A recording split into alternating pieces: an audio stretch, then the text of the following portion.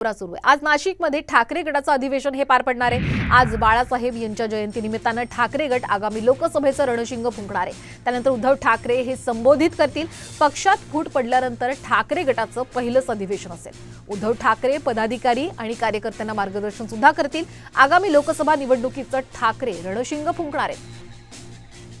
आपण पाहतोय संपूर्ण महाराष्ट्राचं लक्ष आज नाशिककडे असणार आहे, कारण नाशिकमध्ये आज ठाकरे गटाचं अधिवेशन हे पार पडतंय। पक्षामध्ये फूट पडल्यानंतर हे अधिवेशन अत्यंत महत्त्वाचं आहे आणि विशेष म्हणजे बाळासाहेबांची आज जयंती सुद्धा आहे आणि याच पार्श्वभूमीवरती आगामी लोकसभेचं रणशिंग सुद्धा आज ठाकरे गटाच्या माध्यमातून फुंकलं जाईल। दरम्यान या परिस्थितीचा आढावा घेतलेला आहे आमचे प्रतिनिधी अभिजित सोनावणे यांनी।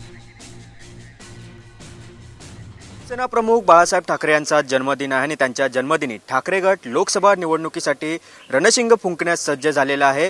आज नाशिकमध्ये राज्यव्यापी अधिवेशन आयोजित करण्यात आलेलं आहे आणि याची तयारी ही जोरदार या ठिकाणी सुरू आहे। हॉटेल डेमोक्रेसी येथे हे महाअधिवेशन होणार आहे आणि त्यानंतर हे उद्धव ठाकरे असतील, आदित्य ठाकरे असतील आणि शिवसेनेचे काही नेते हे सर्व पदाधिकाऱ्यांना आज मार्गदर्शन करणार आहेत। सकाळी 10 ते दुपारी 1:30 वाजेपर्यंत हे अधिवेशन असणार आहे।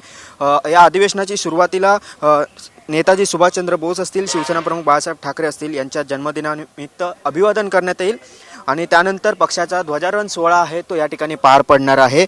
आणि यानंतर जेव्हा महाअधिवेशन सुरू होईल त्यावेळी महाअधिवेशनाला पक्षप्रमुख उद्धव ठाकरे हे मार्गदर्शन करणार आहेत, आदित्य ठाकरे करणार आहेत। त्याशिवाय संजय राऊत असतील, अरविंद सावंत, उपनेत्या सुषमा अंधारे आहेत, ते देखील यावेळी भाषण करणार आहेत।